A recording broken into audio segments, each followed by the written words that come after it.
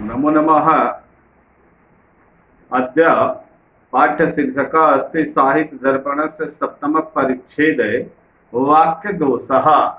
सप्तमपरिच्छेदे वाक्यदोषः। वाक्यदोषः स्वरूपं तथा भेदनिरूपणम्। सबसे पहले हम लोग जानेंगे वाक्यम किम अस्ति। वाक्यम किम अस्ति। और आज का जो पाठन प्रक्रिया है पहले हिंदी में समझेंगे और फिर संस्कृत में लिखने के दृष्टिकोण से फिर उसको हम विवेचना उसकी करेंगे। कहते हैं कि वाक्यम किम अस्ति। आकांक्षा योग्यता आसक्ति क्रमेण पदानां व्यवस्थित अन्वयः वाक्यम। आकांक्षा योग्यता आसक्ति क्रमेण पदानां व्यवस्थितिरन्वयः वाक्यम। यानी कि कहते हैं कि वाक्य के लिए जो है यानी कि 6 पदार्थों की आवश्यकता होती है। वाक्य किसे कहते हैं? तो कहते हैं कि सार्थक शब्दों का व्यवस्थित समूह जिससे अपेक्षित अर्थ प्रकट हो वाक्य कहलाता है। अपेक्षित अर्थ प्रकट हो वाक्य कहलाता है। वाक्य के 6 तत्व हैं। यानी कि देखेंगे यह 6 तत्व कौन कौन सा है।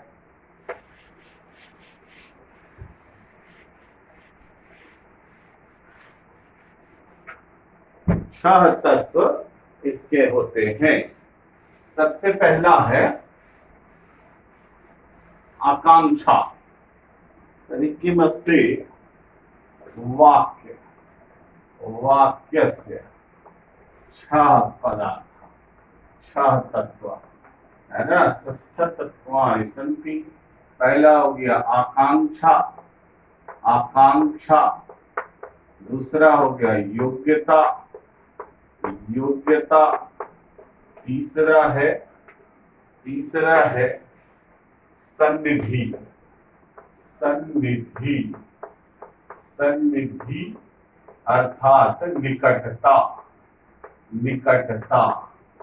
पांचवा। तीसरा। चौथा हो गया पदक्रम। पदक्रम 1 2 3 4। पांचवा हो गया अन्वयः। अन्वयः। अन्वयः और सार्थकता। सार्थकता। सार्थकता। किमस्ति आकांक्षा योग्यता सन्निधि आसक्ति। चौथा पदक्रमः। पांचवा अन्वयः। छठा सार्थकता। यानी कि आकांक्षा किसे कहते हैं? आकांक्षा योग्यता सन्निधि। आकांक्षा का अर्थ होता है इच्छा। यानी कि वाक्य अपने आप में पूरा होना चाहिए। उसमें किसी ऐसे शब्द की कमी नहीं होनी चाहिए जिसके कारण अर्थ की अभिव्यक्ति में जो है अधूरापन लगे। जैसे पत्र लिखता है वाक्य है तो इसमें इस वाक्य में क्रिया के कर्ता को जानने की इच्छा होगी। अतः पूर्ण वाक्य इस प्रकार होगा राम पत्र लिखता है। यानी कि ये अब पूरा हुआ। इसके बाद है योग्यता। कहते हैं कि योग्यता क्या है? वाक्य में प्रयुक्त शब्दों में प्रसंग के अनुसार अपेक्षित अर्थ प्रकट करने की योग्यता होती। तो जैसे कि अग्निना सिंचती, आग से सिंचन करता वाक्य तो सही है, लेकिन कहा है कि आग में वो जो है योग्यता नहीं है, सिंचन की योग्यता नहीं है। अग्निना यानी अग्निना सिंचन से योग्यता नास्ति तेन कारणेन किमस्ति वाक्यम अशुद्धम जाता वह्निना सिंचती। आग से सिंचन कार्य नहीं होता है, इसमें योग्यता नहीं। सन्निधि। सन्निधि अर्था किमस्ति निकटता यानी समीपता। बोलने या लिखने समय वाक्य के शब्दों के परस्पर निकटता का होना आवश्यक होता है। यानी कि रुक रुक बोले या लिखे गए शब्द वाक्य नहीं बनते। अतः वाक्य के पद निरंतर प्रवाह बोले या लिखे जाने चाहिए, तभी जो है वाक्य की सार्थकता, वाक्य की सन्निधि और निकटता आती है। पद क्रम यानी कि जैसे वाक्य के पदों के एक निश्चित क्रम होना चाहिए। रामः चमसेन क्षीरम खादयति, या सुहावनी है रात होती चांदनी, तो सुहावनी है रात होती चांदनी, ये जो मैं बोल रहा हूँ ये वाक्य जो है पदक्रम के दृष्टिकोण से अशुद्ध है। इसको आप शुद्ध करेंगे, चांदनी रात सुहावनी होती है, तो ये पदक्रम के दृष्टिकोण से। फिर अन्वय, अन्वय का अर्थ होता है मेल। मेल का मतलब यानी कि वाक्य में लिंग वचन पुरुष काल कारक आदि का क्रिया के साथ ठीक ठीक मेल होना चाहिए, तभी जो है तभी जो है वाक्य शुद्ध होगा। जैसे बालक और बालिकाएं गई अगर हम करते हैं तो बालक का ये अशुद्ध हुआ, तो बालक और बालिकाएं गए, कर्ता का क्रिया का अन्वय ठीक इसमें हुआ है। अतः इसमें हम लोग देखते हैं वाक्य के लिए जो है आकांक्षा योग्यता आसक्ति क्रमेण पदानाम व्यवस्थितिरन्वयः वाक्यम कहना अनिवार्य होता है। अब हम लोग देखते हैं कि वाक्य दोष काव्य के दृष्टिकोण से वाक्य दोष क्या है।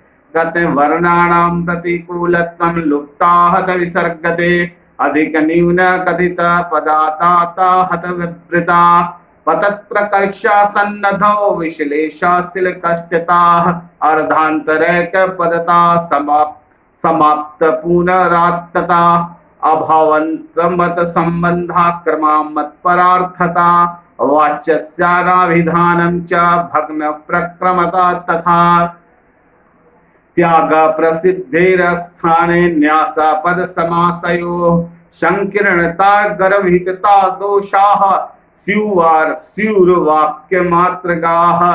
ये जो है कारिका काव्य, ये जो है कारिका साहित्य दर्पण के सप्तम परिच्छेद के काव्य दोष का है। इसमें वाक्य दोष के निमित्त ये कारिका 5 से 8 तक दी गई।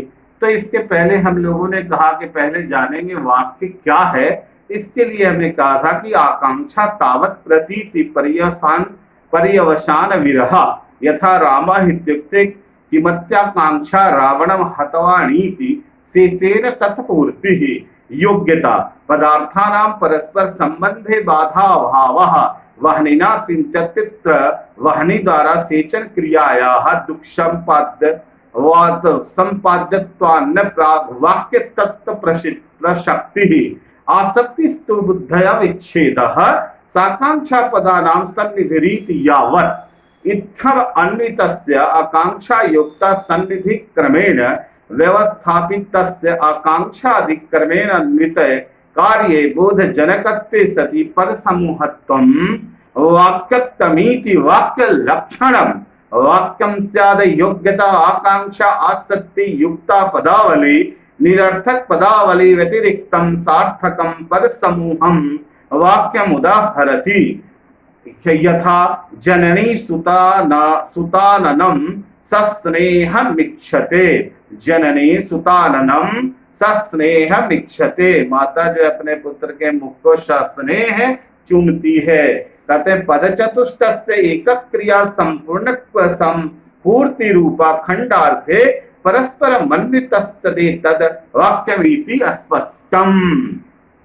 तर्हि किमस्ति इदानीं वाक्य दोषः निम्नलिखितं सन्ति। कहते हैं वाक्य दोष जो है आचार्य विश्वनाथ जो है 23 प्रकार के बताए। अब उसमें जो है सब प्रकार को हम लोग एक एक करके लिखेंगे और जानेंगे। पहला है प्रतिकूल वर्णत्वम। प्रतिकूल वर्णत्वम यानी प्रतिकूल वर्णों से जो दोष उत्पन्न होता है। कहते हैं दूसरा लुप्त विसर्गत्व। लुप्त विसर्गत्व। तीसरा अस्ति आहत विसर्गत्व। चौथा अस्ति अधिकम पदत्व।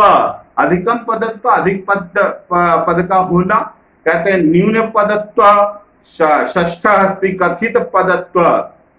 सप्तमम अस्ति हतवृत्तत्व। अष्टमम अस्ति पतत्व प्रकर्षत्व। नवम अस्ति संधि विश्लेष। दशम अस्ति संध्यश्लीलत्व। एकादशम अस्ति संधि कष्टत्व। द्वादशम अस्ति अर्धांतरैक पदत्व।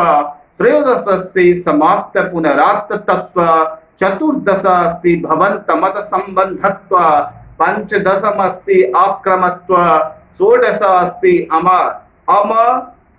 अमत परार्थत्व सप्तदश अस्ति वाच्यानभिधान अष्टादश अस्ति भग्न प्रक्रमत्व न एकोनविंशति अस्ति प्रसिद्धि त्यागः विंशति अस्ति अस्थानस्थ पदतत्व एकविंशति अस्ति अस्थानस्थ समासत्व द्वाविंशति अस्ति संकीर्णत्व अत्रयोविंशति अस्ति गर्भितत्व इति प्रतिकूल वर्णत्व।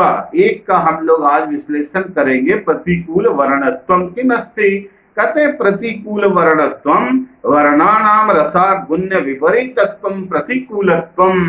एग्जाम्पल अस्ति उदाहरणम अस्ति उद्धर्तयति उड्लोटयति सैनेकहर्यपि मोहट्टयति नोपरि घट्टयति हृदयेन स्फीटयति लज्जया खुट्टयति धृतेष्टा। अत्र टकाराः यानी टवर्ग वर्णों का टकाराः श्रृंगार रस परिपंथिना केवलम शक्ति प्रदर्शनाय निबद्धाः सरस्वती कंठाभरणानुसारेण प्रतिकूल वर्णत्वम दोषस्य नाम अरीतिमतम अस्ति। उसको अरीति कहते हैं, रीति नहीं, इसे अरीति कहते हैं। किसके अनुसार? छात्रों, सरस्वती कंठाभरणानुसारेण गुणानाम दृश्यते यत्र श्लेषादीनां विपर्यः अरीति मदीति प्रहुस्तत् त्रिधैव प्रचक्षते शब्दार्थो भय भोगस्य योगस्य प्रधान्यात् प्रथमं त्रिधा भूत्वा श्लेषादि योगेन प्रस्रेध धूपजायते। अत्र यः श्लेष समता सौकौमार्य विपर्यः शब्द प्रधानमाहुस्त माहुस्तम रीतिमति दूषणम विपर्येण श्लेषस्य संदर्भः शिथिलो भवेत भवेतस्य एव विषमो समतायाः विपर्यात् शौकौमार्य विपर्याशात् कठोर जायते यातु कांति प्रसादार्थ व्यक्तिनामन्य यथा गतिः अर्थ प्रधाना प्रोक्तस्य वाक्ये गुण विपर्यः अप्रसन्नम भवेत वाक्यम प्रसादस्य विपर्यायत। इसमें हम लोग जानेंगे कि श्लेष प्रसाद क्षमता और सौकुमार्य, कहते श्लेष प्रसाद क्षमता और सौकुमार्य आदि गुणों के योग से वाक्यों में काव्यता की प्रतीति हुआ करती है, परंतु इसके अभाव में वाक्य काव्याभास में बदल जाते हैं। गुणों के विपर्य में रीति अंगत स्वाभाविक है, क्योंकि गुणवती पद रचना का नाम ही रीति है। गुणवती पद रचना का नाम ही रीति है। कहते श्लेष के विपर्य में, संदर्भ के शैथिल्य में, क्षमता के विपर्य में, बंध के विपर्य में, वैषम्य में, सौकुमार्य के विपर्य में, रचना आदि में कठोरता का होना निश्चित ही होता है। नमो नमः। पुनर्मिलामः। इदानीं किमस्ति? प्रतिकूल वर्णत्वम् अस्तस्य वर्णन जातः। इसके बाद जो है हम लुप्त विसर्ग, आहत विसर्ग आदि का वर्णन एक एक करके करेंगे। जयतु संस्कृतम, वदतु संस्कृतम। नमो नमः।